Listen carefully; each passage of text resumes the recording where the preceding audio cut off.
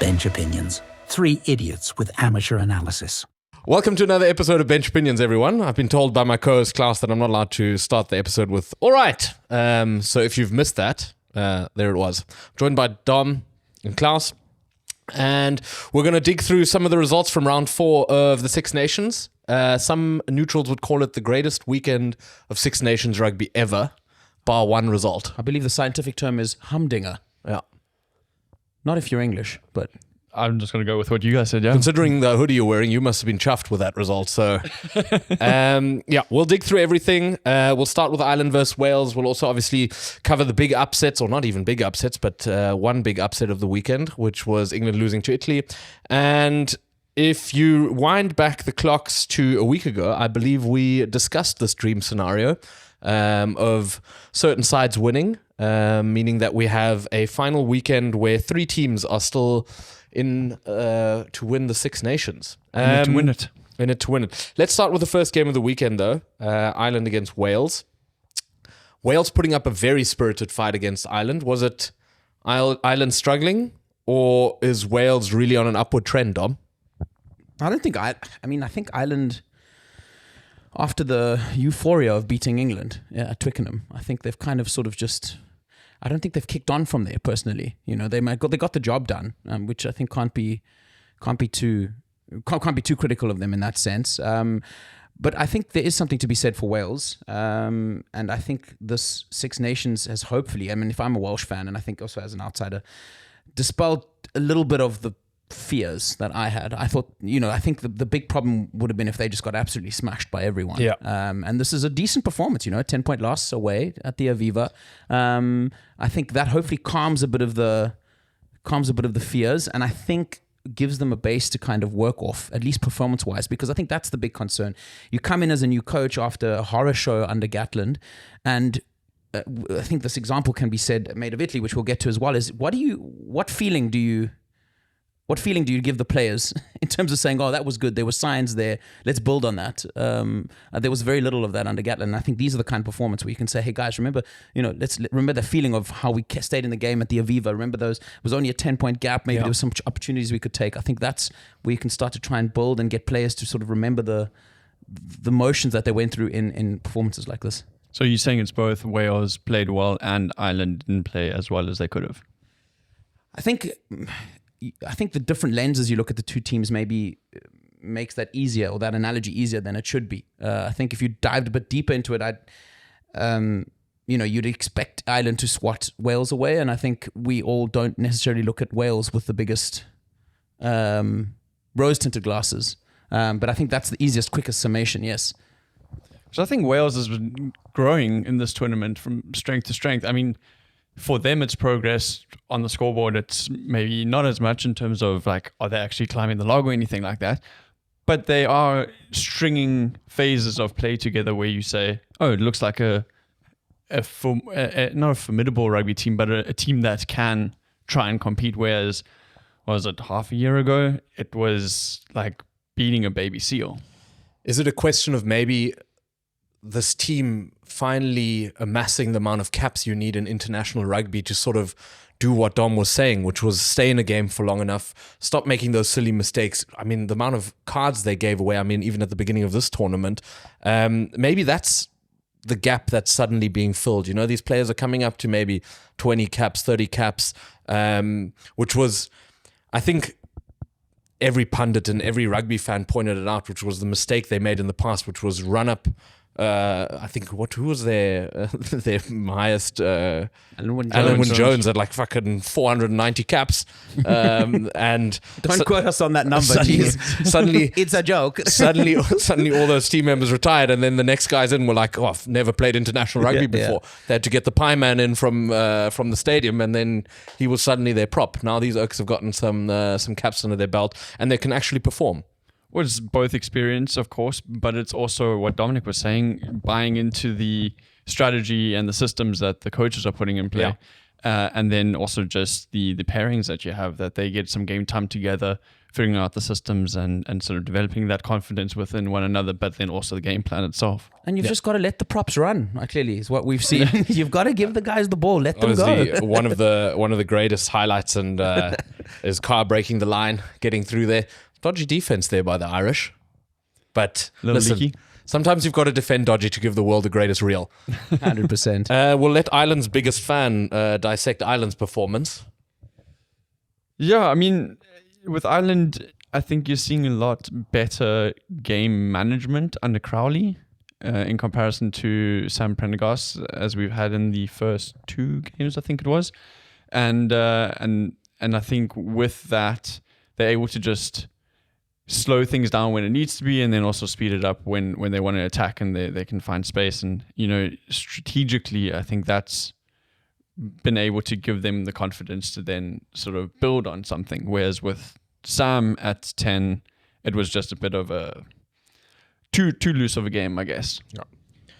Good to see Doak also come on at 9. I think he's a very exciting prospect. Just as someone that probably frees up even more of the luxury of testing different people at 10, because he can kick from the tee. So long term, that might free up free up the imagination in picking your 10, depending on how you go. Because there's been some criticisms there as well of Crawley, for example, that I think he maybe isn't as silky smooth off the tee as he should be at 10, or that's the low hanging fruit that they picked to criticize him. And Doak for Ulster has been phenomenal. So yeah, hopefully they give him some more game time, because he came on for combined 16 minutes. Yeah, well, I mean, he was I think he was an HRA replacement in the beginning, and then came back on later. 76th minutes, which is quite late.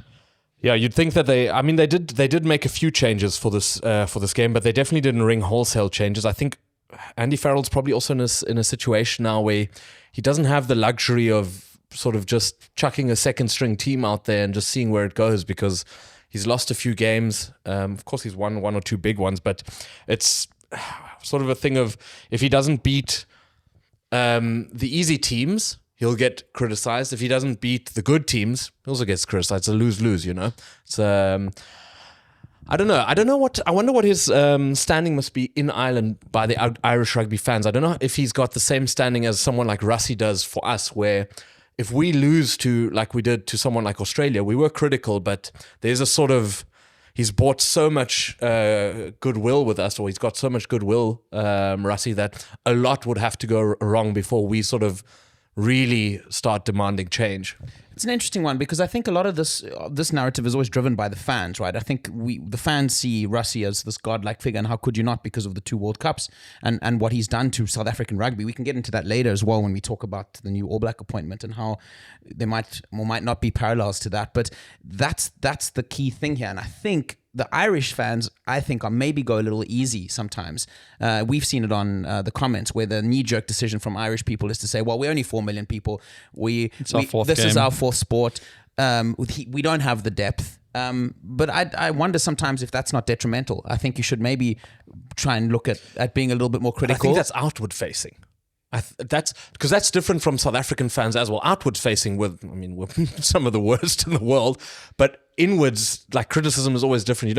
Like, defend your house against any foreign attacks, but inwards, maybe they are critical of him if he doesn't do well. I mean, I think if anything, there's more. They look more at sort of the setup within Ireland. So, like, why is Leinster being, why are not more Munster players being given a game time? Why are people like a Doak being overlooked for so long? I think that's the criticism, and maybe Farrell does kind of. I mean, my perception of it anyway is that Farrell does have a lot of leeway, and of course it's off the back of what he's done with Irish rugby. He's overseen, the golden era of Irish rugby, particularly in the modern era. So why not give him time and give him the space to fix it? And for all intents and purposes, he has too. They sort of limped towards the end of last year, albeit beating the All Blacks, and then came through that France game, everyone going, what the hell is happening here? And he's listened to, or he's seen it himself, he's listened to the criticism of sort of needlessly picking Prendergast week in, week out. So he's brought Crowley in, and now they've got 3 wins from 3, and one of those away to England. So, and there's a scenario where they can still win the Six Nations. Oh, yeah. And I mean, we'll get to the permutations a bit later, but if he wins the Six Nations, then All bets are off. Yeah, I think that's it. I think the world can look at him and be like, okay, his Irish team isn't maybe up to scratch, and we don't think that they're necessarily amongst the top 2 teams in the world. But if you win the Six Nations, then surely there can be very little criticism against you. All right. As Klaus just nods at me, we'll go to Scotland versus France. This was an unbelievable game. Hard to put into words. It finished 50-40 to Scotland.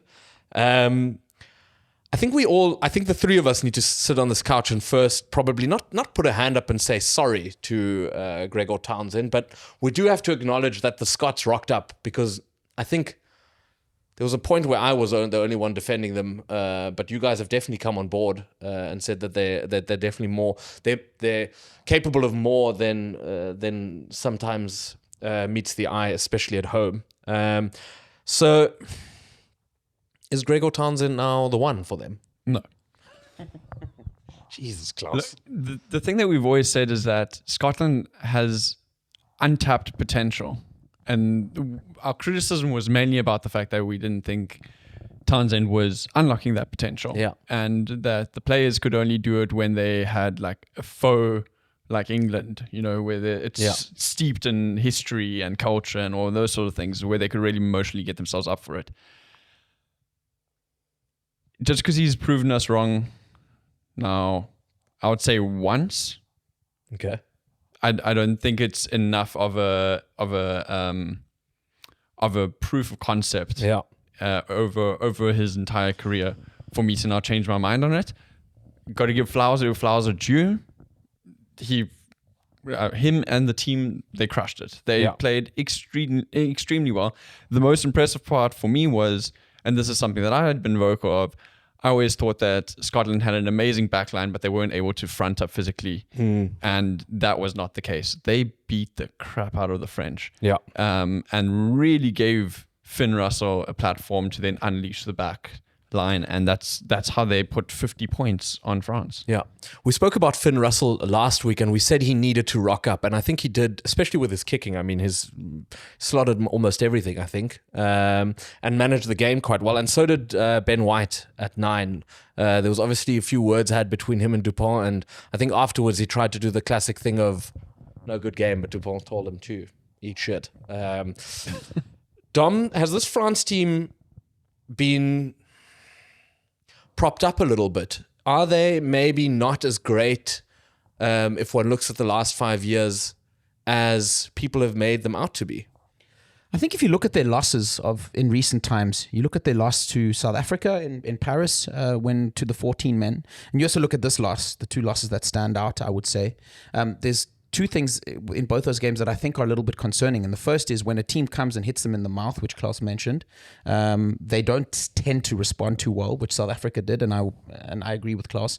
Scotland did now too. And there is this element of them kind of spending large portions of the game as spectators. I mean, I watched most of the first half as we came off the golf course, and I did not see France touched the ball once, and and Scotland came up with such an intent that it almost looked like the game was passing the French by, and it looks like they underestimated the Scots, which, I think that's fixable, underestimating your opposition, because I think you just make sure that they get that every test match you go out and play is going to be out against particularly in the Six Nations, going to be against a opponent of a certain ilk. But I think the thing that's less fixable is, there is this sort of champagne, sorry, for lack of a better term, champagne element to this French team. The way Dupont plays, the way Ramos plays, the way Jalibert plays. Maybe it's a little bit unfair on them just because of the types of players they are, but there is the champagne element to them. And how do they respond the next time they get hit in the mouth? And I think that's the concern. I think if you look at France, the way that France play rugby, especially as of the last 4 or 5 months, against South Africa in the Autumn International Series, but then also in the Six Nations, is they always struggled with their kicking game, right? Because in the French what's it called? French League? Pro 14. Pro 14. In the Pro 14, yeah. top 14, they don't really kick the ball that much. You know, these contestable kicks that South Africa is really sort of specialized in, which the rest of the world is also starting to do now, or has been doing for a while now. France has gone, cool, we need to adapt. That's why the likes of like a Damien Penaud has been dropped for Atasogbe, right? It's the same reason why they've been moving back rows into the second row, just to bring more pace onto that line, so that when they run up to try and contest, they've got guys around their catcher. Instead of him catching it, they're actually just knocking it back so that he can pick up, or they can pick up the ball and then run through. But Scotland, excuse me, they didn't kick. They didn't return those kicks back. Yeah. So France didn't ever have possession. I think if you look at the possession stats, like Scotland was way ahead of them. So they just held the ball the entire time, and France couldn't implement the one strategy that they've been working on. And because they've now lost all of their weight and physicality, they're getting battered on that part of the field as well. So they just couldn't get into the game because they didn't have a plan B. I mean, they were in the game in the beginning because I think they were leading. They came out the blocks pretty They came out of the quickly, blocks, and if you're watching that game in the beginning, you're probably thinking, okay, this is just a stock standard France performance here. But then the Scots sort of turned it on a little bit after the first two French tries. So just on that point, I think that's indicative of what, ironically, has sort of. We always said that there's this element of the Scots being sort of this friendly neighbor when it comes, well, at least I've said it, even at Murrayfield, and it's such a beautiful ground, and there is this element of them kind of being turned over at times. You know, it's just like, maybe they need to find that X factor. And I think I was watching the highlights again this morning, and within the first 5 or 6 minutes, the commentator said something I think pretty crucial, and he said, the Scots have come out like a team that know they're going to have to take big risks to win this game. And I think that's exactly what we're talking about. Ironically, Gregor Townsend almost saying, you know what, here's my tactic book, throw it out the window. You guys go and play your rugby, and relying on the individual class of those players. I know that's probably not how it happened. Don't get me wrong. But there was that element to it. And you saw it. Look at Darcy Graham. You've got Tui Pilato has been fantastic, I think, in the Six Nations, particularly after that Italy loss. He seems to be someone who really took that loss to heart. So yeah, I think that's the issue here, is that they showed exactly maybe what France probably weren't expecting to a certain degree as well. But now what's the view in the last 14 minutes? Because it's all well and good to run up 50 points against your opposition, but then to let, was it 3 tries slide in the last 3 tries in minutes? the last 10. The last 10. 4 in the last 14, yeah. Like, I mean, France is still a formidable force. The commentator said it was too far gone.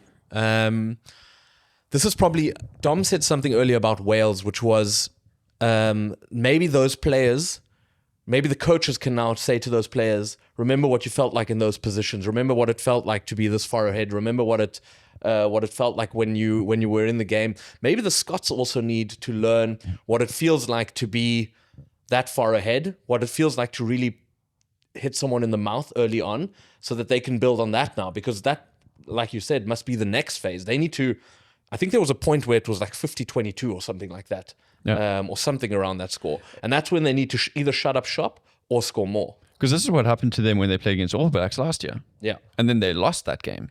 Yeah. But then they've taken a step forward, I would guess. Yes, and look, I Only think, just though. I think with a group of players like this, and sort of this nearly men kind of syndrome, I would call it, or this blatant, they're so much better than their results.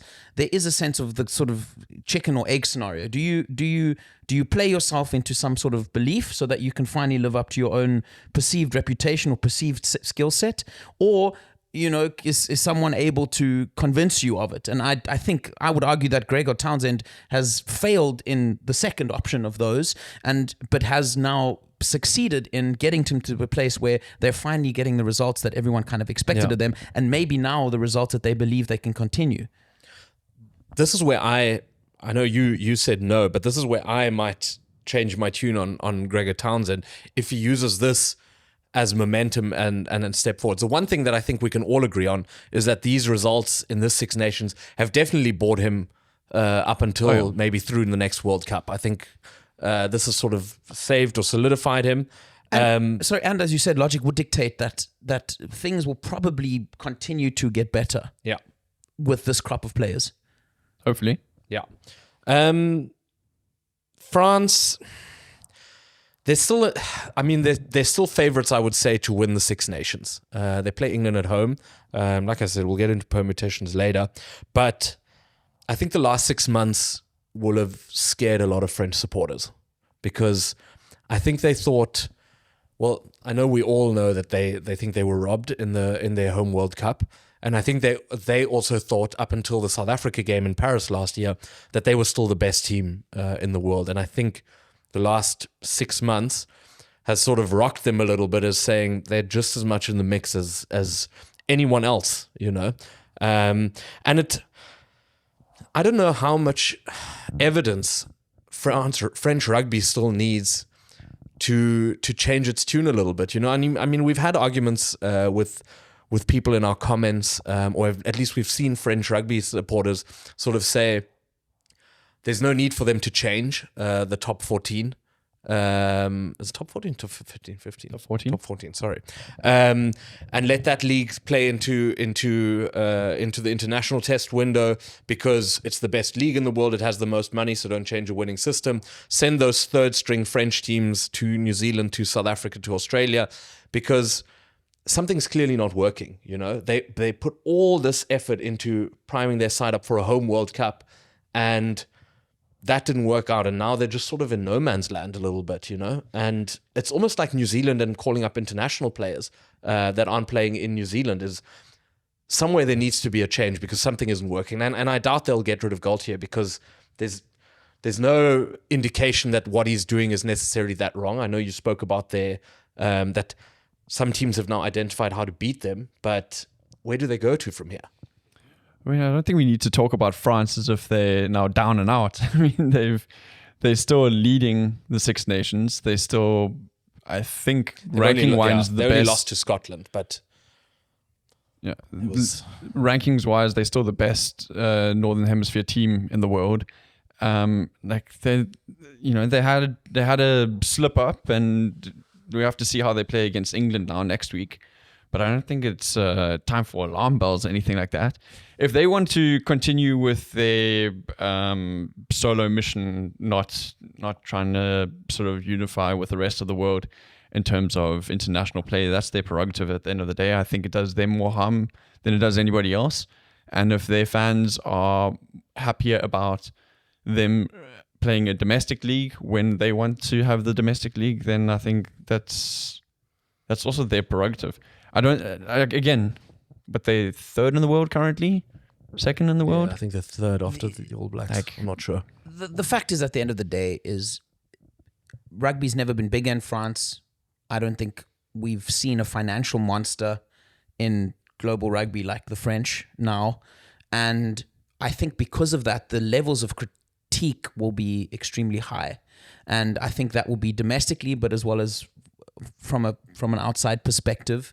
That critique increases tenfold when you're making decisions like not sending your A team down to New Zealand, which can be perceived as disrespectful, whatever you want to see it as well, but also detrimental to your own development. And I think as that happens, you know, as these teams become, as a country like France becomes so financially dominant, at least compared to the rest of the world, and has all these resources, I think the criticism can turn into a little bit of a pressure cooker for all involved. And I think, and as again I say, that'll be internally, that'll be amongst French fans, and that'll also be amongst international fans that are looking outside in. And I don't know if that's the ideal environment to build a team, because it is a team that still needs building, albeit with a very strong spine. I just think that it's a very complex thing. And if you start taking players out of their franchises where the French union is making most of their money. Yeah, but I mean, let me put this to you. Let me put it to you. Put it to me. Obviously, French club rugby is fine. It's popular. I think they have the fans that they need. But surely it would be in their interest for the French national team to win a World Cup, because that puts even more eyes on France rugby and on the top 14. So now you've had a chance last year to send your team to New Zealand, which is fucking right next to where the next World Cup is, and get a team down there to sort of experience what it's like to be down there on the tour, just to get people ready, you know? And play a fantastic rugby team. And just get, like, Battle hardened. Battle hardened, because, you know, I just don't think that when the French go to Australia next year, they'll be as dangerous as they were in their home World Cup. They're going to have outside chances. The way the new World Cup is set up, they'll get a lot of games in there to sort of get themselves up to speed. But I just don't know if the way they're currently doing it is setting them up for success in the long term. And I think if they don't win the next World Cup, then you're also looking at sort of I don't know how much longer those players can play, but you're almost looking like a wasted generation again, because I mean, some of their best players, I don't know if they can go another 4 years. And I know they've got a great system of young players coming through. I was going to say, but I mean, look at those names. For them not to have a World Cup under their belt and not even have a World Cup final under their belt is tough. Yeah, but that's the nature of a World Cup. I mean, how many teams are there in the world where you could say, like, oh my God, I can't believe Ireland has never made it past the quarterfinals. They had their golden generation. Wales had their golden generation in 2019. Yeah, but it's worth critiquing them, you know? But it's for it. We're talking about international rugby at the top level. You know, you can say like, it's a shame that Antoine Dupont has never won a World Cup, but at the same time, you look at South Africa. That's not what I said. Well, it's kind of what you're saying, right? You're saying like, well, it's a shame for them. It's kind of expected. Yeah. You would expect it from this golden generation, but then at the same time, they're playing against South Africa. When you look at, you know, Siya Kolisi and that whole environment, you go like, well, imagine they hadn't won it. That would also be a shame. Okay. I said shame twice. Yeah. I mean, listen, I think there's obviously still a lot. France, I mean, we said it about Ireland. If France win the Six Nations, they've won the Six Nations. And I mean, you'd have to tilt your cap and say, all right, they're the best team in the North. I just think that this result and the result against South Africa throws up some question marks, because I think the more things like this happen, the less France enter a game with a fear factor in the opposition, because people will have analyzed how they play, will pick them apart. And I think that will lead to tears in future. But I think this result is very similar to South Africa losing to Australia last year, and as well as the dismantlement in Eden Park. I think that's sort of in the same line. We can all agree what happened in Eden Park was like a crime by the referee, which most Springbok losses are. Okay. Obviously, Klaus is trying to pander to some sort of French fan base. Don't know if you intend on moving to France anytime soon. Your comments are baseless. I need to call them out. We're going to move on to, I think, what most rugby fans around the world will consider one of the greatest results of the weekend, which was Italy beating England for the first time in their history, 23-18, at the Stadio Olimpico in Rome. Dom, what were your takeaways from that Italian win? First of all, I think there's an element of surprise. No, I wouldn't even say surprise. I've been trying to sum up this result, because there is an element of a lot of people did see it coming. And I think we spoke about it as a real possibility. Yeah, I think it's a combination. And like I've seen from the reactions, you know, there isn't the shock horror that, you know, you maybe saw when South Africa lost to Italy, for example, a few years ago. But I think it says a lot about both sides. I think England just can't find anything at the moment, but we can get into the dem deeper. But I think the biggest sort of compliment I can pay is something that I've mentioned before, is Italy seemed to just have turned a page of competing and having the something about them that means that they really feel like they're on par to these sides. You know, the way they sort of managed the game, sure, they conceded an early try, etc., but you know, the way Garbisi kind of stepped up to the tee whenever he needed to, when they took the penalties at the right time, fantastic X-Factor performances by people like Menoncello and stuff like that. I've got a man crush on Menoncello. Jesus. Yeah, he's a beautiful, beautiful Italian man. The way, who did he bounce like that in that?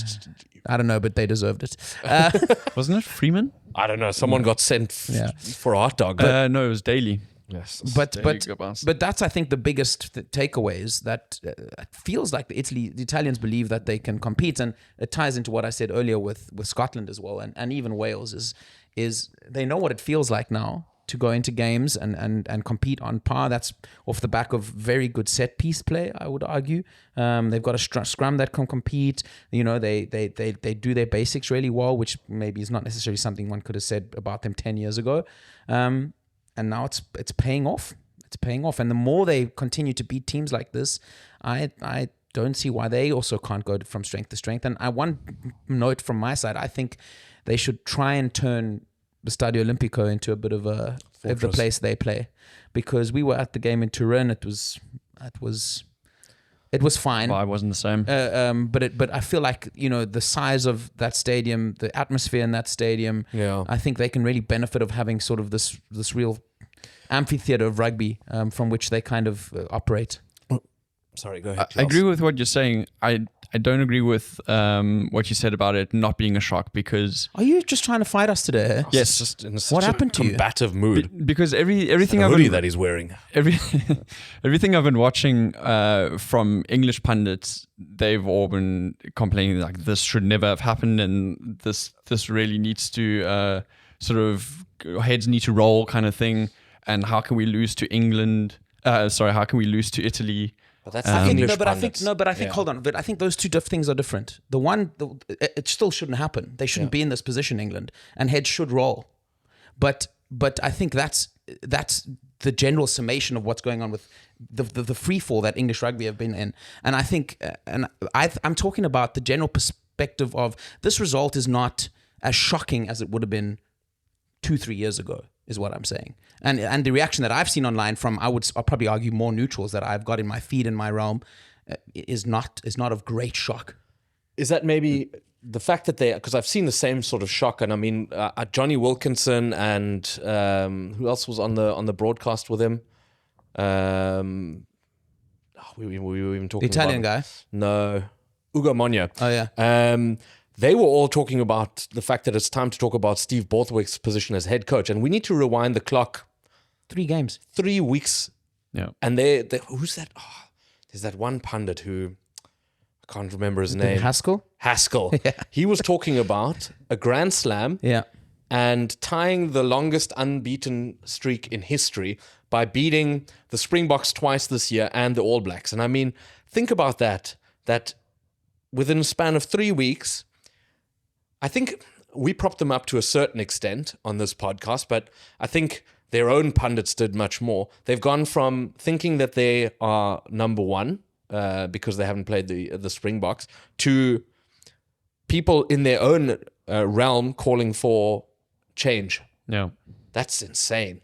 Yeah. Because that's a tumble from grace that we haven't seen in a while. 0 to 0. Yeah. In the space of 3 weeks, 4 weeks. Because it's not even just that they lost to a really good Italian side. It's the fact that Borthwick rung changes, gave other people a chance. They couldn't front up. Played new players. They also couldn't front up. And now they're sort of left in a space of, well, who do they pick and who are their guys and where do they even go to from here? I've also just been waiting for this sort of reaction from the English side, and it just hasn't been there. Yeah. You know, I think a lot of the times when there's a decline that's so apparent and so obvious, which has been the case with England. You know, they lost to Ireland, they lost to Scotland. You know, then you think to yourself, okay, it's pretty glaringly obvious now that this Italy game is an opportunity to, like, maybe right some wrongs, you know. On paper, England should still beat Italy, you know, and just go there, strike the fear of God into these guys and say, you guys do not want to lose to Italy. Yeah. You know, regardless of how good they are for Italian standards or even standards as a whole, I would argue that this is the perfect opportunity and the perfect way to say, go and hit these guys in the mouth, to use that terminology again, Yeah, go and get absolutely. a win and dispel all this nonsense that we are declining. And they went there, and let's be honest, they were dealt with, you know. And that's, I think, the crazy. They were just dealt with. It wasn't, you know, again, I've said this, I think, about the way Italy competed against Scotland. Beat Scotland, and the way Yeah. they competed against, was it England as well that they played? No, England they beat. But who else did they competed pretty well in Dublin as well. Where I said, there just seems to be, now all of a sudden they seem to be, you know, they just manage a game. It's not smash and grab. It's not how do we, you know, it's not, let's kick something over the top or get a last minute penalty. It's let's manage a game in such a way that it puts us in a position to win. And England just let it happen. I think there's, and I'll pick up on what you said here, is I think there's such a a lack in confidence that's happened in 3 weeks and self-belief. And now this is, okay, follow me here. I'm on a tangent now. I think England rugby or English sport in general does not allow for honest enough conversations in their, what do you call them, in their national teams. I think there was a time in football, and I think we'll leave that as it stands. But I think in rugby, you know, from what I see, England puts out a lot of content about training, behind the scenes, sort of stuff like that. And what it gives you is sort of like, there's this almost like snootiness, like it's England rugby, you know. It's like everyone's supposed to be very proud that they're there, and it's all very sort of high performance. Everything is very sort of, I don't know, like premium, elitist and clinical and stuff like that. I don't know if there's enough space there to have those honest, critical conversations, and just to break it down to something that's way more reachable and touchable. And then I think Rassie did it when he sort of, the Springboks were obviously also this, like, if you played for the Springboks, it was the biggest thing ever, and then sort of just broke it down to, listen, there's people who are dealing with way worse in our country, and like what you're doing here it's not that hectic, you know. You're playing rugby and you guys are good at it. I think the word you're looking for is humility, to be honest. Yeah, maybe. I think it's this element of, and I don't want to like poke guys out of this whole setup, but it is a Pollock kind of attitude that I don't know if that helps the setup. I don't know. I think it's Pollock. I think it's Itoje. I think it's, to a certain part, Ellis Genge. And I mean, listen, we don't know anything about what happens inside England rugby, and I mean, we could be completely wrong about any of this. But this is my perception from the outside, is that obviously they were on such a long unbeaten run that there was such immense confidence there, but there is no way that if you're really a good team with a great foundation, that this fall happens. There will have been holes in that foundation from the start. And I mean, I don't know if it's real or not, but Rassie, I think, said it when they were still on their unbeaten run. He said sort of, if a guy beats someone in a race, you need to look at the guy he's racing against. Is it a prop, or is it a lighty who's not run before?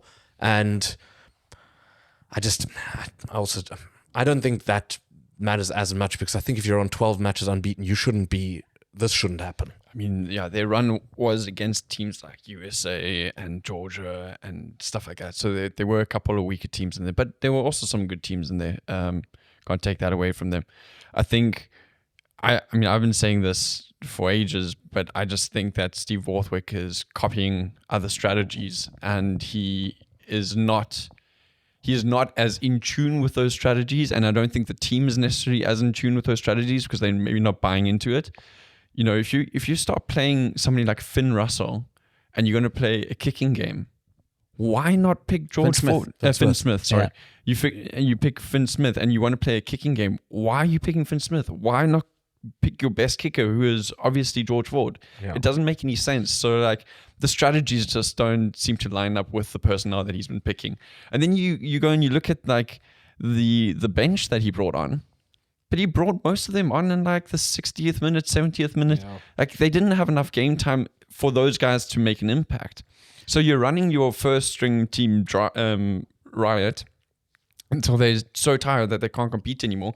And then you bring on the guys for a couple of minutes at the end, and they can't even get into the game before the game is finished. Particularly with the game being so tight as well, you would have thought, okay, well, there's one place we have the upper hand against Italy would be depth. You know, bring the guys on in the 60th minute and put them to the test. I think another big concern is the fact that two senior players like Underhill and Itoje also getting cards in that game hurt them big time at the wrong time of the game as well. And I think that's just a sign of frustration. Yeah, no, for sure. And the weird thing, the most inexplicable thing to me is that the success of this England side was built on scrappiness, I would argue. You know, when Borthwick started winning a few games, you know, and also when we were at Twickenham to watch South Africa beat them, that was before they went on their run. They were so irritating and difficult to play against.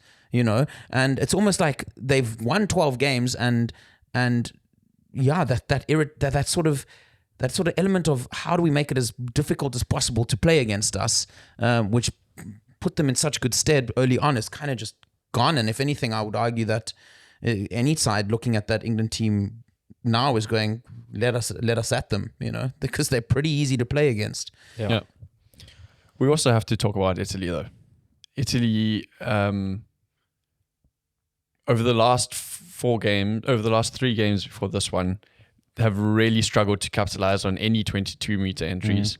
And I would argue that even in this game, it wasn't a flawless performance by any means. But their game management was a lot better. Still, it needs a lot of improving, but it was a lot better in the sense that when there were points on offer, they took them. And Gabisi, slotted his kicks. He's got a strange kicking style, eh? It doesn't No, inspire confidence. he's like me off the tee at golf. They're big hook.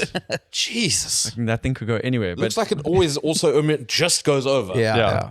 But he made it work. And like that was great to see how they sort of slowly fought their way back into the game and then managed to utilize that momentum that they had and the frustration on England's part to then capitalize and actually get that final try there. But then at the same time you see something happen, like there's a knock on by England. There's 2 minutes on the clock. Italy is now trying to run it from their half, and you just ask yourself, why not take the scrum? Yeah. It's going to burn at least 90 seconds. Your scrum has been dominant. They've got one guy in the bin. I think at the time they still had a Toji in the bin. No, I don't think so. He came back. They were back to full strength, yeah. And then, but regardless, you burn 90 seconds. There's 30 seconds left in the game. You fucking hope that you win that scrum, or at least make sure that it stays in their half. Maybe even go down for another scrum, and then you kick the ball out. No, you're right. It could also have been a very tight Italy loss, and we probably would be talking a bit differently then, but they're moving in the right direction. I think they're going to really benefit of this new Nations series, the way it's set up, and that they're going to play a lot of top teams throughout the year. I mean, they already did, and I think we've hosted them a few times in the July Test series, which I think they benefited from. I think we played them once or twice this year again. Yeah, I think they come down to South Africa in July. Yeah. Anything more on the game? Yeah, we play them once at home, and then we tour. Oh, do we them also? Again in Anything more on the game and itself before we go into the log and permutations for the final weekend? Sorry. I just think you look at that Italy side, and maybe I just wasn't as into Italian rugby as I 4 or 5 years ago. I just think there's names there that really you associate to top class Test players throughout that first 15, and not only that first 15, but you start looking on the bench and there's some names you recognize. Also, if you look at their use of substitutes and their greater squad, they have been able to actually, and I would say this is unusual as well, bring guys in and out of the 23 depending on different games, which means there's enough confidence in a larger group of players there to be able to put squads together that you feel can win you games. And that's something that I think is another step for them in the right direction, without a doubt. Man of the match, Manoncello, needs an honorable mention there because what he's been doing throughout the tournament is pretty impressive. Going on to score one of his own try with a very good sort of back cut on the defensive line, but then also running onto the ball and bumping daily and still staying on your feet and keeping the awareness to sort of pass it inside and get that try. Very well deserved, and him together with Brex. I don't think Brex played this game, but him together with did he play? Okay. Very, very, very formidable centre pairing, and they're missing a couple guys. Capuozzo, for example, big standout. He's not there. So again, I think that comes back to what I'm saying is there's just way more dudes, and I think also now, hopefully, and again, this is the whole chicken and egg thing. Is if they can finish third, which is not too crazy if we get into it, now you've got a coach that goes, oh wow, I've got the tools here to stay a little bit longer, and I think in the past maybe a lot of coaches saw it as a stepping stone or just a sort of an easy job in international rugby. The expectations aren't too high, but now you can get someone aspirational who looks to build something long term. And with their captain, what's his name, Michele Lamaro, he just seems to be a really inspirational guy, not just for Italian rugby, but as a figure in rugby. The reason I brought up the log already here was also just because something that stands out immediately when you look at the log is Italy's points difference. and I think you mentioned it, is sure, sing their praises, but they've got a long way to go. I mean, they especially their attack needs to get better. They're not scoring enough tries. I think they will also, in a season like this, benefit of who are they playing where. They obviously played England at home and they played Scotland at home, which were their two good wins. So I think that's something that they'll definitely have to work on, is like you said, is convert anything that they get in the opposition's 20-22. And even though it seems like a bit of a dead rubber fixture in the greater scheme of things, I think we'll learn a lot about this Italian side of what they do on Saturday against Wales. Exactly. Well. Let's get into that, because that was a question that I wanted to pose to you too. When we're talking about permutations, we spoke about Wales getting better and Italy being sort of on the ascent. What do we want to see more in the final weekend? Do we want to see Wales win at home and really sort of stamp the fact that they're improving, or do we want Italy to not dispatch Wales, but just sort of show that they can also beat a Wales, an okay Welsh side away from home? How do we get both? I mean, obviously it would be nice to have both, but I think at this point, just because of the progress that Italy has made over the last year, I would personally want to see them win it and win it convincingly. Oh, I was going to say, let's see a tight match.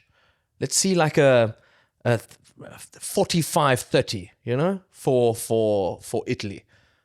To make it nice for Wales, you mean? Yeah, so Wales still put up a fight, but Italy score some points. Yeah, but I also want to see Italy, let's call a spade. Wales is by far the weakest team in the Six Nations, and the other teams that have played against Wales have pretty much dispatched Wales, bar, I think, England was, not that convincing, but Scotland was also tighter than they would have wanted as well. So if Italy can go out and especially for them playing away from home, which we just spoke about, that being a sort of a problem for them, if they can go out and prove that they can dispatch Wales just like France can, just like Ireland can. But not many people have dispatched Wales necessarily, France didn't dispatch. No, they ran England dispatched them in the first week. Scotland struggled against them. And Ireland were also, it wasn't run away. And Ireland this weekend also didn't dispatch them. I think France, you're right. They put points past them. So it's not, I don't think Wales lie down at home. No, they're definitely not going to lie down. But I'm just saying for Italy's progress and for the momentum that they've got and trajectory that we hope that they're on, it will be nice to see. I think there's a lot to gain for either result, which is not really an answer to your question. I think there's a lot but there is a lot to gain for either result and not too much to lose. I think if Wales can put up a fight, as you said, and make a good run of it, getting close enough to an Italian team that's beaten Scotland and England will be something that they can still be encouraged by. And Italy at the same time, even if they go out and get a bonus point, it probably doesn't change their position on the log. So they'd obviously want to win, but at the end of the day, they'll walk away and go, we beat Scotland and England. So, well, if Scotland beat Ireland and Italy beat Wales, and England beat France. Let's talk about what we want at the top end of the table. Can we all agree that we want Scotland to win the Six Nations? Yes. Of course. Okay. Yeah. So for that to happen, unfortunately, we need England to beat France. But we also don't want England to finish fourth. No. So Italy needs to beat Wales. Yes. Okay. So this is now what we need. Italy needs to beat Wales. France against England. It's in Paris. Do we realistically give England a chance here, though, with the lack of confidence that we spoke about? The only reason I do is because I'm still waiting. I'm waiting for this response from that is not that far fetched for a Borthwick side who 12 months ago were very successful, and that is this plucky, irritating. Yeah. And sorry, I must add, I think that's the way they beat France, because we've seen it. Scotland hit France in the mouth. The Springboks hit France in the mouth, and they couldn't respond. And I think that should be your clear instruction by Borthwick is hit them hard, hit them early. With humility. I mean, that's not probably going to happen. But you have one wish. Yes, I'm talking myself into a little bit of a cul-de-sac here with what I want them to do. There's nice use of the French language there. Yeah. England has the personnel They just need to be implemented correctly. I think that's something that Ben Youngs also said, is that the players are good enough. They're definitely good enough. And I think player for player, they've always got someone who's probably amongst the best in their position. It's just a question of confidence. But on the other hand, France will also not be confident coming into this week. You know, they're a bit nervous. I think the pressure's on them to win the Six Nations because they were heavy favorites. Some were even thinking that it was going to be almost a Grand Slam and it was only going to come down to this weekend. And I mean, okay, they won Scottish loss away from a Grand Slam, but I think do you want to get into predictions? Let's first talk about Scotland-Ireland, because that's one we haven't touched on yet. Yeah. It's, unfortunately for our wish, it is at the Aviva, which I think just sort of tilts it towards Ireland a little bit. Scotland... Is Princess Anne allowed to be at the Aviva? Because she's now the good luck charm for the Scottish national team. I was about to say, doesn't she own Ireland anyway? But that's going to make a lot of people angry. That's not. Yes. I think she can move freely. I think she's able I think to they'll go. smuggle her through Belfast. Ever since Tuipulotu tried to hug her, it's all gone I right think it for was Scotland. actually might have been a bit of a smooch that he was looking for there. I don't know if he hugged her. I think because wasn't there a cup for this game as well? There's a cup for everything. No, I think that was just a repeated video because I also saw it go. No, that was the Kolkata Cup. I mean, if he tried to kiss her for the second week in a row, we know what this man's agenda is. I think, do we give Scotland a chance because they must be brimming with confidence now? They've never been in this position before, but this is going to sound so dumb because that's literally what we're speaking about. But if I'm Townsend, I go, boys, you play the way you did against France and you win. To lose. That's it. You play. That's 100%. Do they play against Ireland the same way? Because France, the Scottish could have looked at the game against South Africa and say hit them in the mouth and they'll falter. Ireland, I don't think it's the same way to play against them. It's like Klaus said, you know, the Scotch just kept the ball. Suddenly the French were at 6s and 7s. The reason I say it like this is because we've learned with this crop of players, every other iteration of this team and the way they play has not lived up to the potential that we all see in the side. Yeah. And that's what I'm thinking. It's like, well, Gregor Townsend is somehow reverse engineered or by accident discovered in the games against both England and France. I would argue that England game set a lot of this in motion. Yeah. He's discovered a way to let these guys go out and express themselves and win games. And I don't think only an imbecile. Jesus, sorry. Only an imbecile would try and mess with that. Yeah. And there's a large element of risk to it, of course, because there's just a certain X factor that you can't just, it's not a switch you switch on and off, right? I think a lot of things have to come together. But I can only tell you that I would argue that this Irish team is not anywhere near the quality of France. Is my summation of it. No. And second of all, like I said, nothing else has worked the way they played against England and France. It's so difficult to make a prediction on this because it's unknown territory.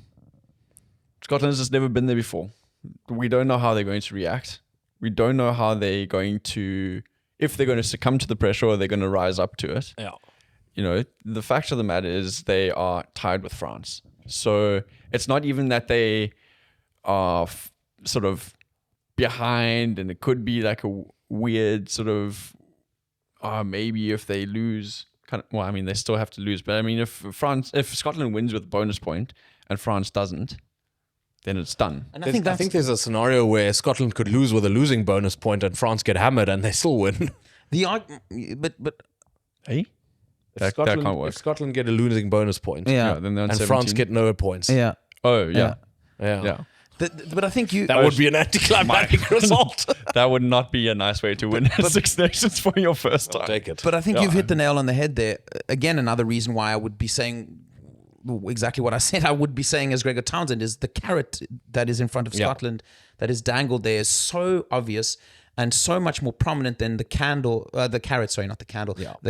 that Ireland have in front of them. Of course, there is a potential to win this thing, but Scotland have their destiny in their own hands way more so than Ireland do. So all the cards and all the permutations are laid out for you as Gregor Townsend to go, do you remember what you guys did to France? Fucking do it again, because if you do, you could win a Six Nations. Yeah. And what more motivation would you need? Have Scotland won the Six Nations before? I think when there was like the 4 nations or maybe the 5. I don't think they have. Um, I don't think they've ever won. Let us know in the comments. what I was Googling there while YouTube went on is Breaking news in Iran. no, they need Al Pacino and that Any Given Sunday speech. True. Life is a game of inches. Because I don't know how fired up Gregor Townsend can get the boys, because essentially you just need to, like you said, you need to tell them there's nothing to lose. You literally just throw the kitchen sink at this, and if you lose in a fucking blaze of glory, you've put up a great fight. And then you really hope France win, because then you say, look, we couldn't have won anyway. Yeah.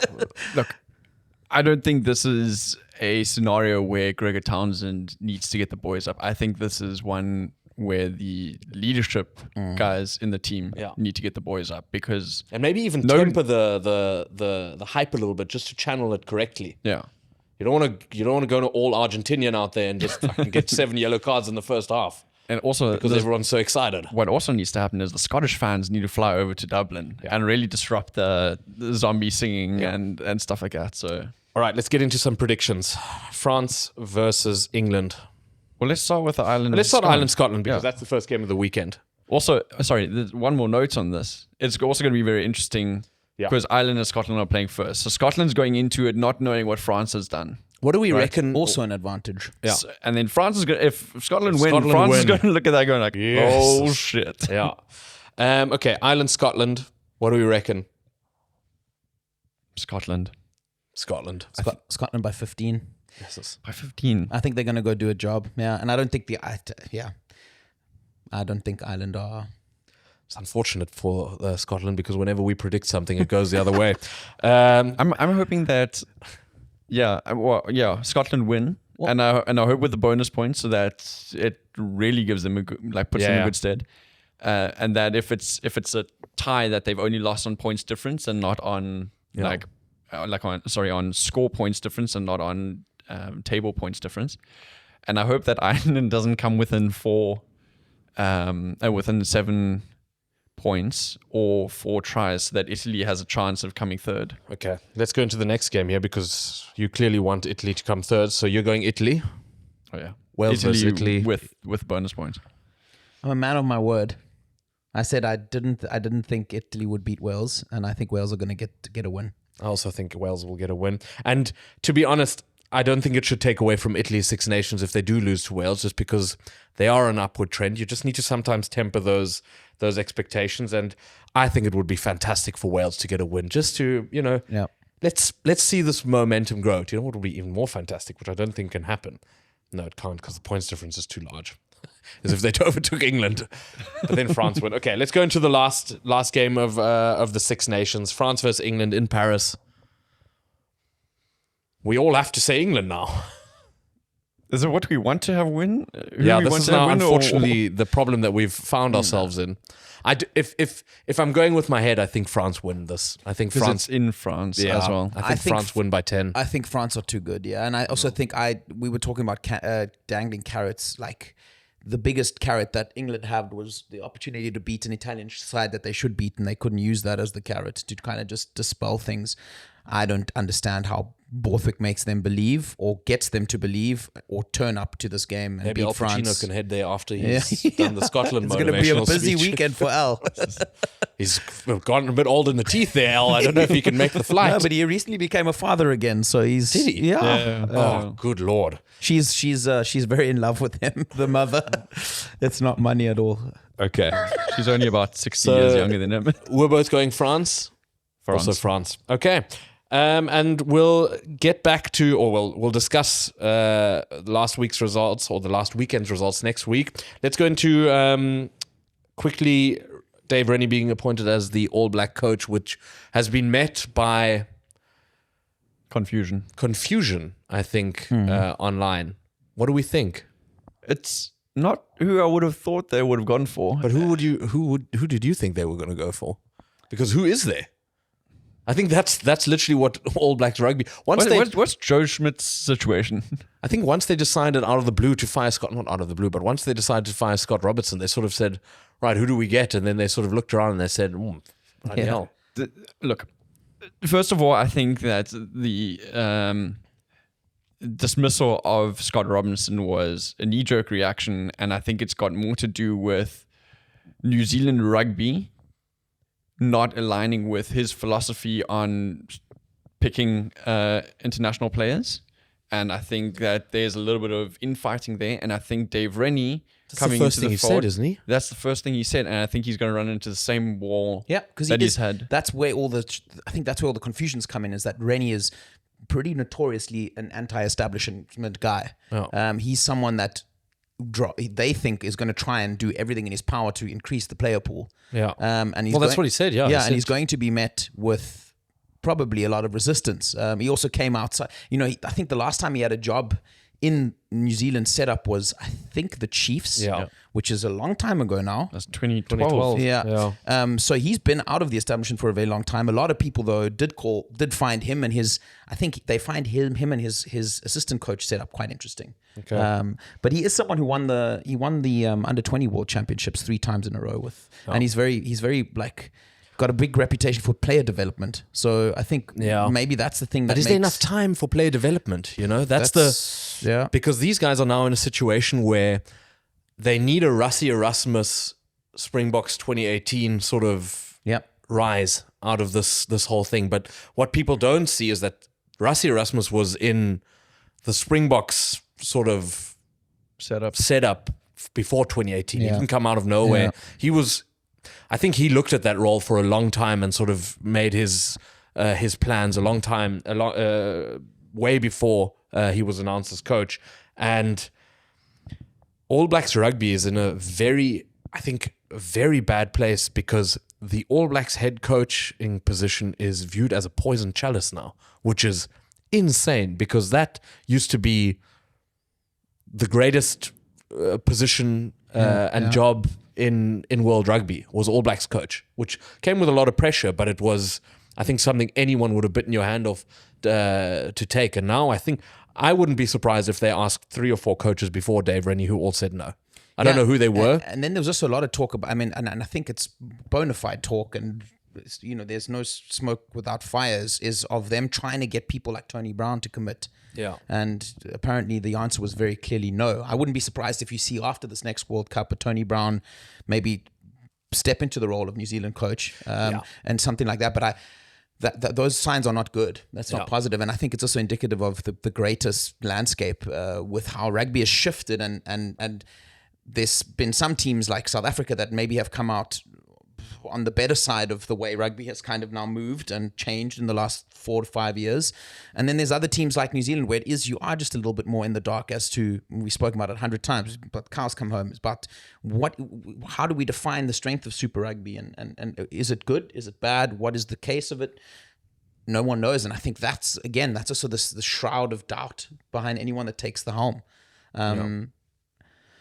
I think it's the obvious answer that's staring everyone in the face, is you have to open up the international player pool. I think Eddie Jones was talking about how much the Springboks benefit of the players that play in Japan is because they're basically on an active recovery holiday, aren't they? And ironically, also one of the first things Rennie said in his press conference was he's speaking about Brodie Retallick, for example, who's in Japan as far as I know, and he's saying Klaus mentioned that was quite funny because the man's he's not the youngest anymore. No, but he's like 35, 36. Yeah, but Rennie was saying that he's the fittest he's ever been, and contrary to popular belief, the guys in Japan are actually being bred to be very effective, good rugby players just because of this, the fact that they do not play as many games.